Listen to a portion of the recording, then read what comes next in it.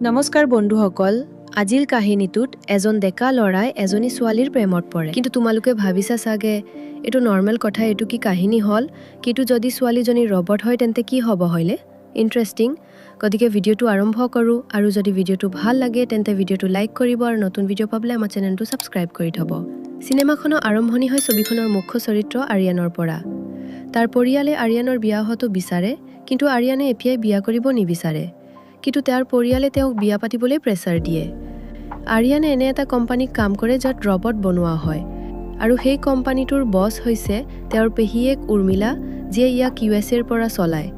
আৰু আৰিয়ানো তেওঁৰ কামত পাৰ্গত। আৰিয়ানে নিজৰ পেহীক উৰ্মিলাৰ বহুত ঘনিষ্ঠ আছিল, কাৰণ দুয়োজনে একেটা ক্ষেত্ৰতে কাম কৰে। উৰ্মিলাই আৰিয়ানক আমেৰিকালৈ ফোন কৰি কয় যে তাই এটা প্ৰজেক্টত কাম কৰি আছে আৰু তাই বিচাৰে যে তেওঁ সেই প্ৰজেক্টটোৰ টেষ্টিং কৰক। পেহীৰ কথাত আৰিয়ান মান্তি হয় আৰু লগে লগে তেওঁ আমেৰিকালৈ ৰাওনা হয়, য'ত তেওঁ পেহীক লগ কৰি এই প্ৰজেক্টৰ বিষয়ে আলোচনা কৰে। কিন্তু উৰ্মিলাই আৰিয়ানক কয় যে এই মুহূৰ্তত তাই এটা প্ৰজেক্টত ব্যস্ত, গতিকে মই বিচাৰোঁ তুমি এতিয়া ৰুম লৈ যোৱা আৰু তাতে চিফ্ৰাই তোমাৰ ভাল যত্ন ল'ব। আচলতে চিফ্ৰাই উৰ্মিলাৰ লগত কাম কৰে, গতিকে উৰ্মিলাই আৰিয়ানক লৈ যায়, য'ত আৰিয়ানে চিফ্ৰাক লগ পায়। তাই অতি ধুনীয়া এজনী ছোৱালী আছিল আৰু তাই আৰিয়ানৰ বাবে মেড হিচাপে কাম কৰি আছে। এনে লাগিলে যেন আৰিয়ানে নিজৰ দাসীক বিচাৰি পাইছে, কাৰণ চিফ্ৰা কামত বহুত এক্সপাৰ্ট আৰু তাই সকলো ভাষা জানে, আৰু চিফ্ৰা সকলো ধৰণৰ খাদ্য ৰান্ধিব জানে, আৰু চিফ্ৰাৰ সকলো কথাৰ জ্ঞান আছে। গতিকে এতিয়া কথা হ'ল, চিফ্ৰা আৰু আৰিয়ানৰ মিলন আৰম্ভ হয় আৰু দুয়ো একেলগে বহুত সময় কটাবলৈ আৰম্ভ কৰে। আৰু আৰিয়ানে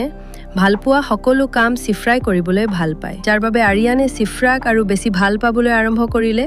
তাৰ পিছত সিহঁতৰ ঘনিষ্ঠতা বাঢ়ি যায় আৰু সিহঁতে ইজনে সিজনৰ বহুত ওচৰলৈ আহে, আৰু ৰাতি হোৱাৰ লগে লগে সিহঁতে শুই যায় আৰু ফিজিকেল হৈ পৰে। এতিয়া পিছৰ দিনা ৰাতিপুৱা আৰিয়ানৰ পেহীয়েক উৰ্মিলা আৰিয়ানৰ ওচৰ আহি পায়। সেই সময়ত চিফ্ৰা আৰিয়ানৰ কোঠাত শুই আছিল, যাৰ বাবে আৰিয়ানে খুব টেনশ্যনত পৰিছিল যে হয়তো তেওঁৰ পেহীয়েকে এই বিষয়ে গম পাব, যাৰ বাবে আৰিয়ান লগে লগে শুই থকা চিফ্ৰাৰ ওচৰলৈ যায়। কিন্তু তাইৰ মুখ আৰু চকু দুটা মেলা আছিল। তাৰ পিছত তেওঁৰ পেহীয়েক উৰ্মিলা ইয়ালৈ আহি কয় যে ইয়াৰ বেটাৰী শেষ হৈছে, ইয়াক চাৰ্জ কৰিব লাগিব। তাৰপিছত উৰ্মিলাই ইয়াত চিফ্ৰাক চাৰ্জিং কৰিবলৈ ৰাখে, আৰু তাৰ পিছত চিফ্ৰা লাহে লাহে চাৰ্জ হ'বলৈ আৰম্ভ কৰে। আৰু এই সকলোবোৰ দেখি আৰিয়ান সম্পূৰ্ণৰূপে স্তম্ভিত হৈ পৰে। তেওঁ বুজিব পৰা নাছিল যে এইটো কেনেকৈ সম্ভৱ হ'ব পাৰে, কাৰণ তেওঁৰ ভিতৰত ক'ৰবাত চিফ্ৰাৰ প্ৰতি প্ৰেম গঢ় লৈ উঠিছিল, আৰু তেওঁ ভাবি আছিল যে চিফ্ৰা এজন মানুহ, কিন্তু তাই কেৱল এটা ৰবটহে। আৰু পেহীয়েকে সিহঁতৰ সম্পৰ্কৰ কথা গম পাই তেওঁৰ ওপৰত বহুত চিঞৰিছিল। বিনিময়ত তেওঁৰ পেহীয়েকে কয় যে মই তোমাক এই টেষ্টিঙৰ বাবে ইয়ালৈ মাতিছিলোঁ। যদি তুমি চিফ্ৰাক চিনিব পৰা নাছিলা তেন্তে ইয়াৰ অৰ্থ হ'ল তাইক কোনেও চিনিব নোৱাৰে, যে ই কেৱল আৰু কেৱল এটা মেচিন। এতিয়া আৰিয়ানে দুখত মুম্বাইত থকা নিজৰ ঘৰলৈ উভতি আহি পৰিয়ালৰ সৈতে থাকিবলৈ আৰম্ভ কৰে। আৰু ইয়ালৈ অহাৰ পিছতো আৰিয়ানে কেৱল আৰু কেৱল চিফ্ৰাৰ কথা ভাবি আছিল। আৰু কেইদিনমানৰ পিছত আৰিয়ানৰ মাকে আৰিয়ানক অনুসৰণ কৰিবলৈ আৰম্ভ কৰে।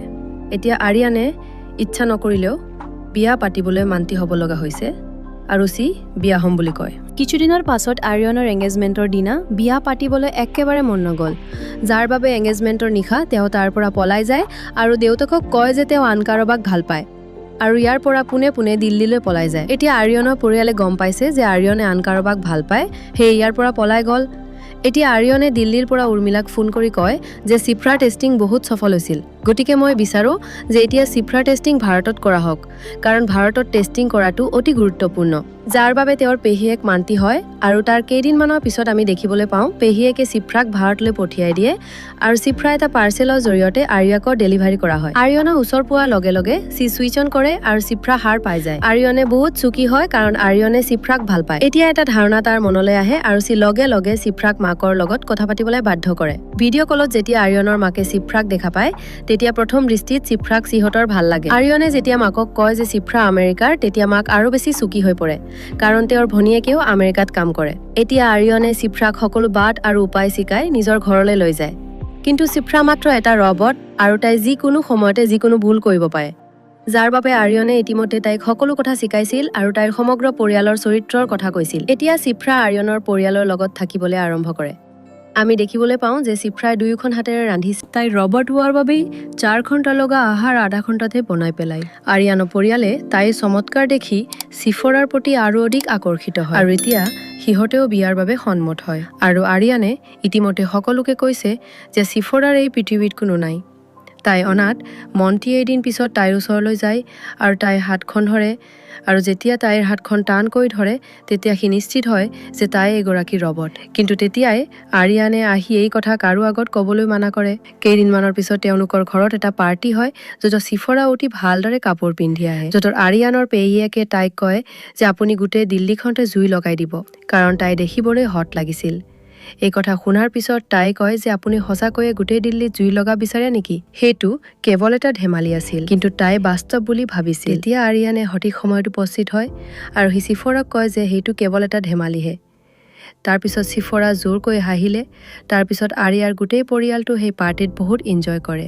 নিজৰ হ'বলগীয়া বোৱাৰীক কিবা এটা খুৱাবলৈ আৰম্ভ কৰে, কিন্তু তেতিয়াই হঠাতে চিফ্ৰাৰ বেটাৰী বন্ধ হৈ যায় আৰু তাই অচেতন হৈ পৰে। তাৰ এজন ডাক্তৰ আছিল আৰু চিফ্ৰাক চেক কৰি দেখে যে চিফ্ৰা উশাহ ল'ব নোৱাৰাৰ বাবে মৰি গৈছে। অলপ পিছতে আৰিয়ানে ইয়াৰ পৰা চিফ্ৰাক দাঙি লৈ পোনে পোনে নিজৰ ৰুমলৈ লৈ যায়। সি জানে যে তাইৰ বেটাৰীটো মৰি গৈছে, গতিকে লগে লগে তাইক নিজৰ কোঠালৈ লৈ যায় আৰু তাইক চাৰ্জত ৰাখে। যি সময়ত আৰিয়ানৰ গোটেই পৰিয়ালে চিফ্ৰাৰ মৃত্যু হোৱা যেন অনুভৱ কৰিছিল, কিন্তু পিছত আৰিয়ানে নিজৰ পৰিয়ালক কয় যে চিফ্ৰাৰ একো হোৱা নাই, তাই একেবাৰে ভালেই আছে। কিছুদিন এনেকৈ চলি থাকে আৰু তাৰ পিছত এদিন আমি দেখিবলৈ পাওঁ যে আৰিয়ানে বেছিকৈ মদ খাই আহে আৰু চিফ্ৰাই নিজকে আপডেট কৰিব বিচাৰিছিল, গতিকে তাই কিছুমান প্ৰগ্ৰেম ডাউনলোড কৰিব বিচাৰিছিল। আৰু এতিয়া কাৰণ আৰিয়ান তাইৰ এডমিন সিহে, তাই আৰিয়ানৰ অনুমতি বিচাৰিলে। সি বহুত নিচত আছিল, গতিকে তেওঁ চিফ্ৰাক কয় যে মই তোমাক কেতিয়াও কোনো কামতে ৰখাব নোৱাৰো। তাৰ পিছত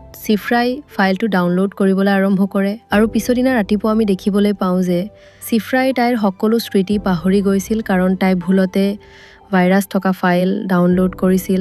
আৰিয়ানে লগে লগে তাৰ পেয়ী উৰ্মিলাক ফোন কৰি সকলো কথা কয়। এতিয়া আৰিয়ানে বহুত চিন্তাত পৰিছিল যে যদি চিফ্ৰা আগৰ দৰে নহয় তেতিয়া সি কেনেকৈ চিফ্ৰাক পৰিয়ালৰ সন্মুখত নিব।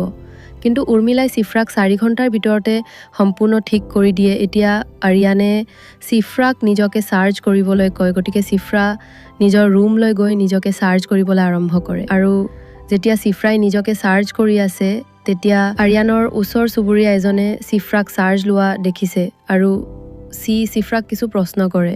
তেতিয়া চিফ্ৰাই তাক কয় যে তাই ৰব, আৰু চিফ্ৰাৰ ওচৰলৈ যাবলৈ আৰম্ভ কৰিলে। তাৰপিছত আৰিয়ান ইয়ালৈ আহি সেই ল'ৰাটোক সম্পূৰ্ণকৈ মাৰপিট কৰে আৰু কয় যে যদি তাই এই সকলোবোৰ কথা কাৰোবাক কয় তেন্তে তাত মাৰি পেলাব। এতিয়া আৰিয়ানে চিফ্ৰাক লৈ টেনশ্যন ল'বলৈ ধৰিলে, গতিকে চিফ্ৰাক সুধিলে তাই তাক বিয়া কৰাব নেকি।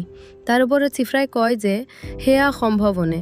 তাৰপিছত আৰিয়ানে তাইক কয় যে এয়া একেবাৰে সম্ভৱ আৰু আমি নিশ্চিতভাৱে বিয়া হ'ম, কাৰণ আৰিয়ানৰ পৰিয়ালে ইতিমধ্যে চিফ্ৰাক ভাল পাইছিল, গতিকে সিহঁত ইতিমধ্যে সাজু হৈ আছিলে। গতিকে সিহঁতে বিয়াৰ বাবে সন্মতি দিয়ে আৰু তাৰপিছত সিহঁতৰ বিয়াৰ প্ৰস্তুতি আৰম্ভ হয়। কিন্তু যেতিয়া আৰিয়ানৰ পেঙিয়েকে এই বিষয়ে গম পায় তাৰপিছত তাই আৰিয়ানৰ ওপৰত বৰ খং উঠে, কিন্তু আৰিয়ানে তাইক কেনেবাকৈ পতাই লয় আৰু কয় আপুনি নিজেই কৈছিল যে ভৱিষ্যত জীৱন সম্পূৰ্ণৰূপে ৰবটৰ ওপৰত নিৰ্ভৰশীল হ'ব, আৰু আমি যদি ৰবটক বিশ্বাস নকৰোঁ তেন্তে কোনে কৰিব।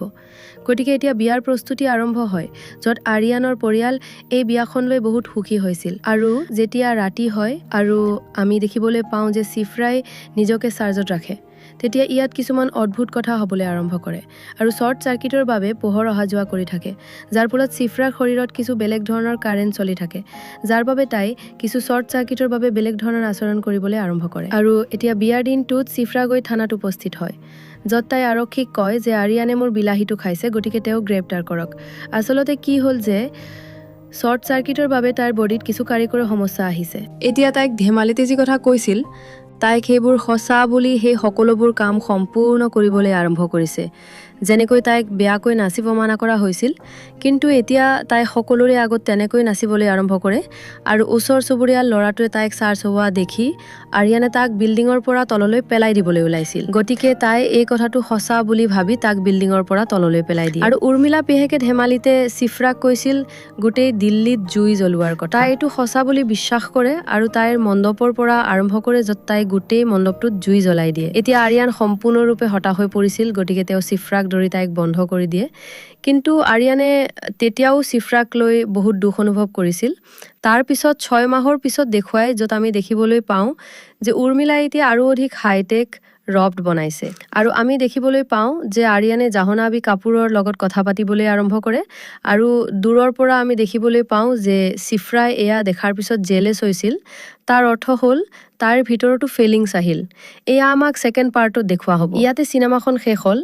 আশা কৰোঁ ভিডিঅ'টো ভাল পাইছে। যদি ভিডিঅ'টো ভাল লাগিল তেন্তে ভিডিঅ'টো লাইক কৰক আৰু চেনেলটো ছাবস্ক্ৰাইব কৰক। তেতিয়ালৈ ৰিলেক্স এণ্ড এনজয়।